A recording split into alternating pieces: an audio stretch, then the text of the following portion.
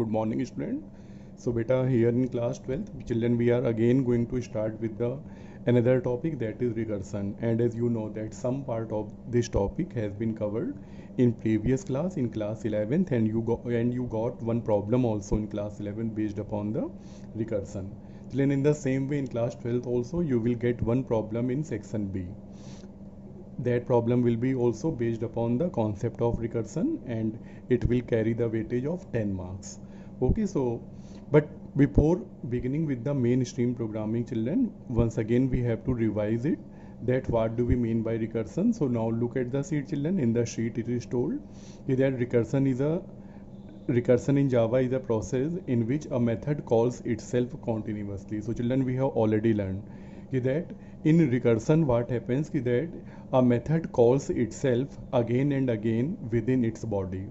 ठीक है, a method in Java that calls itself is called recursive method. ठीक है, और वो method जो बार बार अपनी बॉडी में अपने आप को ही कॉल करते हैं, they are known as recursive method. Okay, so this thing we have already learned. Okay, after that, look, the first example is also shown that we are having one method, the name of the method is p. Okay, and this method is printing a message that is hello, and in the second line, children, look, again we are writing the p method. So children, what happens that whenever you call the method p, it comes inside and it prints hello. For example, see here, it prints hello when you call it first time. Okay, now the control moves inside the method, it prints hello, and when it moves to the second line, again see that it is calling the p, and p is the name of the same method in which we are working. So children, again the control will move up. Okay, the method will create its own copy in the memory, a second copy will be created, and your control moves inside that second copy. Okay, so when you will come inside the method for the second time, again it finds the same statement, that is hello. So the second time also it prints hello. After that, children, when it moves to the second line, okay, p method, again the control moves to the top. Okay, the function is calling itself, function ने फिर अपने आप को call कर लिया, तो फिर ये अंदर आएगा और क्या प्रिंट कर देगा, हेलो. ठीक है, थर्ड टाइम अंदर आएगा, फिर हेलो प्रिंट कर देगा. फिर आप अंदर जाओगे, P method, again it will go for the fourth time, और फोर्थ टाइम फिर से अंदर आएगा और हेलो प्रिंट कर देगा. तो चलिए ना, आप क्या देखते हो, और अब आप फोर्थ के अंदर से फिर अंदर जाओगे तो फिर ये fifth time again it will print hello. So children, what happens that when you will call the method, it will keep on printing hello hello hello for infinite number of time. Okay, and these rounds are not going to end ever. Okay, so it is the thing, and see that in the main, children, in the main method we are calling the p. Okay, so you know that what happens in the first round, it will call, then the first call will call its second copy, the second copy will call its third copy, and in the same way it will move inside a unending loop. Okay, means, children, we know one more thing about the recursion process, that it is also the alternate of looping statement in Java. All of you know it very well that all the programs which we used to write by using the looping statement, means for example for loop, while loop, do while loop, children, all these programs we can also write with the help of recursive statement. Okay, so for example here we can see that hello is printing on the screen for multiple number of times. Okay, without making use of any looping statement. ठीक है, तो यानी कि ये एक looping statement का एक alternative है. हालांकि बेटा ये जो मेथड हम लोगों ने यहाँ पे लिखा है फर्स्ट एग्जांपल में पी, ये एक परफेक्ट मेथड नहीं है. क्यों नहीं है perfect method? Because we don't have the control that how many time the hello is going to be printed on the screen, है ना. हमारा कोई कंट्रोल ही नहीं है, हेलो प्रिंट होता चला जा रहा है, तो यानी ये एक परफेक्ट मेथड नहीं है. परफेक्ट कैसे होगा? जब हमें कोई काउंटर इसके ऊपर सेट करेंगे. फॉर एग्जाम्पल हमने कहा कि भाई मुझे हेलो केवल 10 टाइम्स प्रिंट करना है. So children, you know that we need a counter variable which keeps on counting that how many times the hello has been printed on the screen, and when the counter reaches to 10, the recursive process terminates at that point. Okay children, तो ये एक perfect यहाँ पे method नहीं है, ये केवल एक छोटा सा एग्जाम्पल है कि कैसे कोई एक मेथड अपनी बॉडी में अपने आप को कॉल करता है. ठीक है, परफेक्ट एग्जाम्पल क्या है, ये आपने पहले भी किया हुआ 11th में, एक बार फिर से करके देखते हैं. फॉर एग्जाम्पल बेटा मैंने यहाँ पे जो सेकंड एग्जाम्पल लिया है वो किसका लिया है, फैक्टोरियल निकालने का। ठीक है, पहले भी हम लोगों ने फैक्टोरियल वाला यहाँ पे मेथड पढ़ा हुआ है। तो अब देखिए यहाँ पे किसी नंबर का फैक्टोरियल निकालना है और सपोज एक हमको दिया गया है method int factorial int N. ये देखिए सेकंड एग्जाम्पल में एक मेथड यूज हुआ है int factorial int N. So आपको पता है कि the name of the method is factorial which accepts a number N and returns a value of integer type. ठीक है, यानी बेटा ये एक नंबर लेगा, उसके लिए क्या करेगा, एक लूप चलाएगा। फॉर एग्जाम्पल सपोज बेटा आपने n की वैल्यू 4 पास कर दी, तो अब क्या होगा अंदर, हमने बेटा एक फैक्ट नाम का वेरिएबल लिया हुआ है। ठीक है, फैक्ट की वैल्यू कितनी रखी है हमने, 1। अंदर आइए, एक लूप चलेगा 1 से n तक, तो 1 से लेके 4 तक। और अब आप क्या करोगे, यानी कि 4 टाइम लूप चलेगा और फैक्ट की वैल्यू आपको पता है 1 है। आप अंदर आएंगे, पहली बार x 1 है तो यानी कि 1 4 से कम है, अंदर आइए fact equal to fact into X, यानी 1 इंटू 1। फिर आपने क्या किया, ऊपर गए, इसके बाद x प्लस प्लस, अब x की वैल्यू 2 हो गई, अंदर आइए fact equal to fact into 2, तो बेटा लास्ट वैल्यू में 2 और मल्टीप्लाई हो जाएगा। फिर ऊपर जाएंगे x प्लस प्लस 3, तो fact equal to fact into X, the value of x3 will be multiplied to the previous value of fact. फिर ऊपर जाइए x प्लस प्लस 4, तो बेटा 4 और मल्टीप्लाई हो जाएगा फैक्ट में। ठीक है, फिर ऊपर जाएंगे आप x प्लस प्लस कितना हो जाएगा 5, but 5 is not less than 4, so the loop terminate. और जो फैट की वैल्यू है वो बेटा कितनी आ गई 24। ठीक है, और यही 24 आपको कर दिया जाएगा रिटर्न। ठीक है ना, जहाँ पे भी फंक्शन कॉल हुआ। तो यहाँ पे बेटा क्या देख रहे हैं आपकी, मैंने फैक्टोरियल निकालने के लिए एक यहाँ पे जो कॉल किया method, that method is using a looping statement for to calculate the factorial of the number n। ठीक है, तो हम यहाँ पे एक लूपिंग स्टेटमेंट का यूज़ कर रहे हैं और ये आपने पढ़ा हुआ है क्लास 9th में। ठीक है, कैसे एक नंबर का फैक्टोरियल निकालते हैं, तो ये हम सबको आता है। तो बेटा ये फंक्शन जो है फैक्टोरियल कैलकुलेट करके इस वैल्यू को रिटर्न कर देगा। ठीक है, but now in class 11th हमने यही प्रोग्राम कैसे सीखा था, अब जरा इसको यहाँ पे ध्यान से देखिएगा। ठीक है ना, यहाँ पे कि अब ये प्रोग्राम कैसे हो गया, static int factorial int N. ठीक है, फिर से देखिए वही सेम मेथड है जो हमने भी ऊपर यहाँ पे यूज़ किया था कि the name of the function is factorial takes one integer N. Suppose बेटा हमने एन की वैल्यू यहाँ पे क्या की, जो है 5 पास कर दी। ठीक है, अब की बार हमने एग्जाम्पल क्या ले लिया, 5 का। ठीक है, और ये देखिए यहाँ पे मेन में कॉल भी हो रहा है function system dot out dot print L N factorial of 5, और ये देखिए फैक्टोरियल 5। यहाँ से बेटा आप अपना फंक्शन कॉल करोगे। ठीक है ना, तो जो पहली कॉल हुई है वो कहाँ से कॉल हुई है, मेन से। और मेन में ये देखिए आपने फैक्टोरियल में क्या वैल्यू पास की है 5, तो ये 5 जाके कहाँ स्टोर हो जाएगा, एन में। ठीक है, अब अंदर आइए, और अब ये रहा मेरा मेन मेथड। ठीक है, तो ये जो मेन मेथड है, अब यहाँ पे जरा इसको चेक करते हैं how it is going to work. तो बेटा the first line is return as if n equal equal to 0 और n इक्वल इक्वल टू 1, की अगर n की वैल्यू 0 या 1 है तब तो क्या करो, रिटर्न 1। बट आपको पता है कि ये देखिए यहाँ पे पहली कॉल शो की गई है, पहली कॉल में क्या होने वाला है। तो बेटा n की वैल्यू ना तो 0 है ना 1 है, आपको पता है, तो कंट्रोल कहाँ मूव कर जाएगा, एल्स में। और कौन सी लाइन चलेगी, ये देखिए रिटर्न n इंटू, तो आपको पता है कि पहली कॉल में n की वैल्यू कितनी है 5, तो यानी लाइन क्या चलेगी, return 5 into factorial n minus 1। तो n की वैल्यू 5 है, तो n माइनस 1 कितना हो जाएगा, 4 हो जाएगा, यानी वैल्यू क्या हो जाएगी, return 5 into factorial n minus 1 यानी कि 4। तो यानी कि बेटा ये लाइन चलने वाली है जब आपकी पहली कॉल होगी। ठीक है, अब बेटा जरा अब इस लाइन को ध्यान से समझिए, इस लाइन में क्या बोला गया है, रिटर्न, यानी आपको एक वैल्यू करनी है रिटर्न। क्या रिटर्न करनी है, जरा चेक करिए, 5 इंटू 5 से we have to multiply something. Okay, क्या क्या मल्टीप्लाई करना है 5 में, जरा चेक करिए, फैक्टोरियल 4। वो बस यही चीज़ देखिए यहाँ पे सरप्राइजिंग है कि 5 में आप जो वैल्यू मल्टीप्लाई करने जा रहे हो वहाँ पे कोई वैल्यू तो लिखी ही नहीं है। ठीक है, वहाँ पे क्या हो रहा है, we are calling a method, और क्या है मेथड, फैक्टोरियल 4।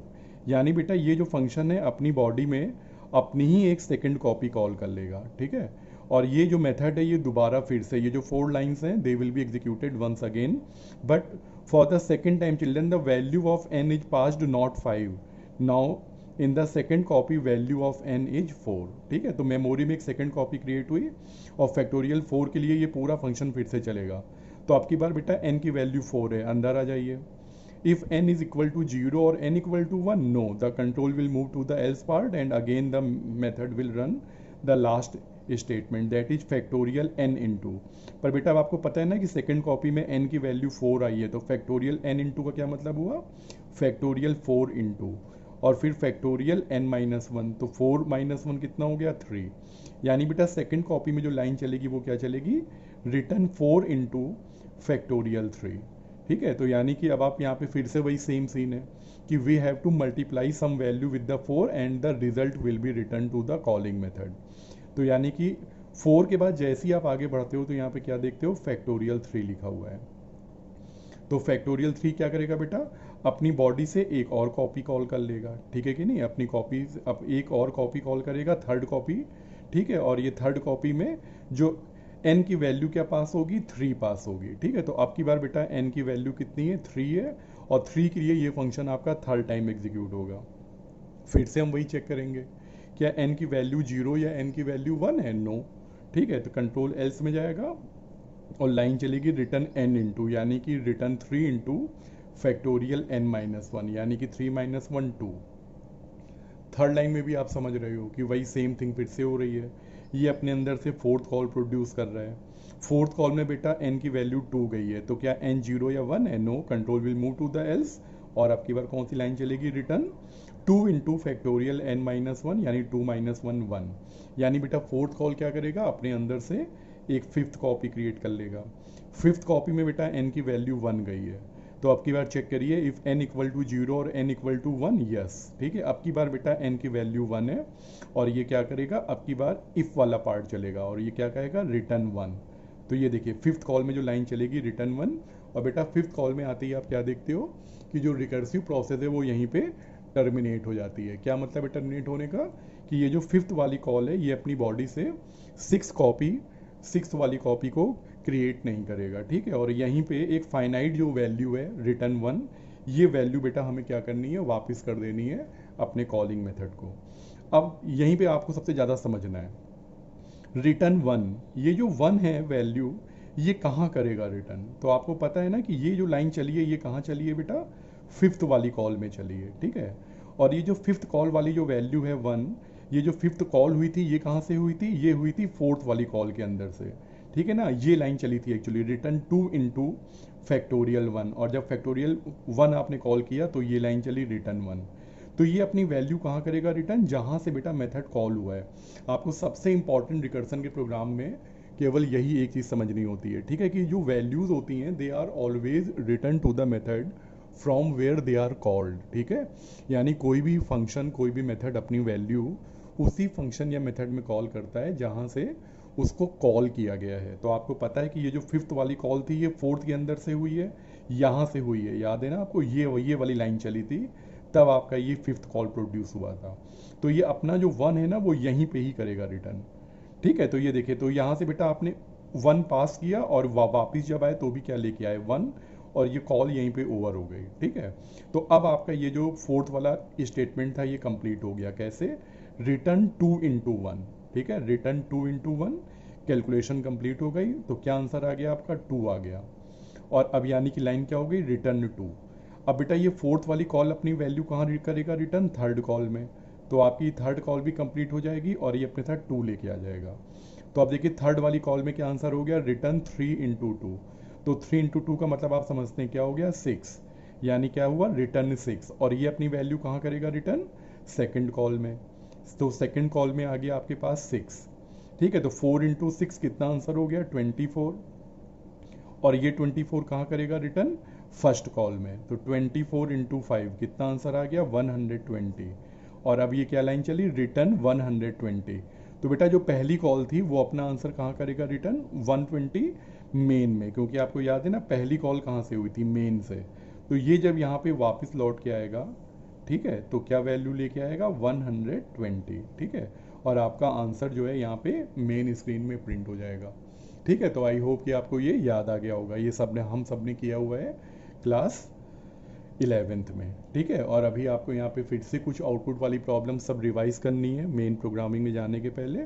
इसके पहले बेटा थोड़ा सा यहाँ पे थ्योरेटिकल पार्ट भी होता है जो हम लोगों ने क्लास 11th में किया था, इसको एक बार जल्दी से हम लोग इसका जो थ्योरेटिकल पार्ट है वो भी एक बार यहाँ पे रिवाइज कर लेते हैं। ध्यान से देखिएगा, मैंने शीट जो है इसी वीडियो के साथ अटैच कर दिया। इसको ध्यान से आप लोग अपनी कॉपीज़ में नोट कर लेंगे या शीट को प्रिंट आउट ले लेंगे, जैसे आपको फैसिलिटी हो ऐसे आप अपना काम करेंगे, ठीक है कि नहीं। तो यहाँ पे देखिए पहले जो शीट में यहाँ पे मैंने बताया है वो क्या दिया है आपको, difference between recursion and iteration. Iteration का बेटा मतलब पता है ना क्या होता है, लूपिंग स्टेटमेंट, यानी कि कोई भी प्रोग्राम आप फॉर वाइल या डू वाइल से बनाएं, ठीक है, या फिर उस प्रोग्राम में रिकर्सिव टेक्निक का यूज़ करें, तो इन दोनों टेक्निक्स में मेन जो डिफरेंस है वो क्या होता है, ठीक है। तो यहाँ पे बेटा बहुत सारे पॉइंट, करीब जो है 6 to 7 पॉइंट आपको दिए गए हैं, और आप एटलीस्ट 2 पॉइंट इसमें से पढ़ के याद कर लेंगे, ठीक है। सब बातें आपको यहाँ पे बता दी गई हैं। जैसे फॉर एग्जांपल मैं जल्दी से यहाँ कुछ पॉइंट यहाँ पे बता देता हूँ। जैसे रिकर्सन में पहला पॉइंट क्या दिया गया है कि the statement in a body of function calls the function itself, ठीक है ना। तो हमें पता है कि रिकर्सन में कि बॉडी में क्या होता है, फंक्शन अपने आप को ही बार बार कॉल करता रहता है। इटरेशन में ऐसा नहीं होता। ये क्या करता है, it allows the set of instructions to be repeatedly executed, ठीक है ना। तो ये चीज़ हमको पता है कि यहाँ तो क्या होता है कि एक सेट आप डाल देते हैं बॉडी में, वही बार बार एग्जीक्यूट होता रहता है, पर फंक्शन कोई अपने आप को कॉल नहीं करता, ठीक है।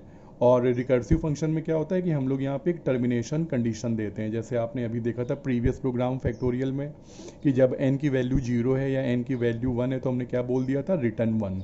यानी कि कंट्रोल जैसे ही मेरा इफ पार्ट में जाएगा तो वहीं पे रिकर्सिव प्रोसेस एंड हो जाएगी। बट द सेम थिंग जो है लूपिंग में नहीं होती। लूपिंग में क्या होता है कि यहाँ पे initialization condition and execution of statement within loop and update the control variable, ये सब चीज़ें हमारी इटरेशन में एक स्टेटमेंट में हमें रिक्वायर्ड होती हैं, है ना। ऐसी बेटा यहाँ पे और भी चीज़ें बताई गई हैं, इनको आप ध्यान से पढ़ लेंगे, ठीक है ना। और इनमें से करीब कोई 2 पॉइंट्स आपको अच्छे से याद रखने हैं। एक आखिरी पॉइंट जरा देखिएगा क्या बोला है कि recursion reduces the size of the code, यानी प्रोग्राम थोड़े शॉर्टर हो जाते हैं जबकि iteration makes the code longer, ठीक है। तो ये सारी चीज़ें यहाँ पे दी गई हैं। मैंने कहा कि 2 पॉइंट आप देख लोगे, ठीक है। इसके बाद बेटा फिर एक छोटी सी चीज़ और है जो आप सबको पता होनी चाहिए कि जो भी आपके जो रिकर्सिव मेथड होते हैं, ठीक है ना, इनकी जो बॉडी है ये 2 पार्ट में डिवाइड होती है, ठीक है, which are known as cases, okay. तो जो रिकर्सिव मेथड है ये बेटा 2 पार्ट में, बेस केस में एंड रिकर्सिव केस में डिवाइड होते हैं। ये क्या होते हैं ये भी आपको क्लास 11th में बता दिया गया था कि बेटा जो बेस केस होता है, that part of the program keeps the statements which are used to return a finite value, or they also used to keep the conditions which terminate the recursive process, ठीक है। जैसे यहाँ तो बहुत short में दे दिया गया है शीट में कि a case for which the answer is known and can be expressed without recursion is called a base case, है ना। यानी कि आपके रिकर्सिव मेथड का वो पार्ट यहाँ पे हम लोग रिकर्सन नहीं करते हैं, बल्कि एक जो है सेट जो आंसर है जिसका आंसर हमें पहले से प्री नोन है, हम उस आंसर को कर देते हैं रिटर्न। जैसे अब आप देखिए वही फैक्टोरियल वाला फंक्शन फिर से यहाँ पे रिपीट किया गया है, लिखा गया है कि इफ n इक्वल टू 0 और n equal to 1 then return 1।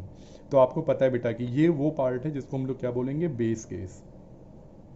और आपको पता है कि जब आप अपने फंक्शन को ये जो कॉल करते हैं तो जैसे ही n की वैल्यू या n की वैल्यू 1 होती है तो वो क्या कर देता है, रिटर्न 1, और यहीं पे फंक्शन आपका टर्मिनेट भी हो जाता है, यानी कि रिकर्सिव प्रोसेस एंड हो जाती है। तो इसको हम लोग क्या बोलेंगे, बेस केस।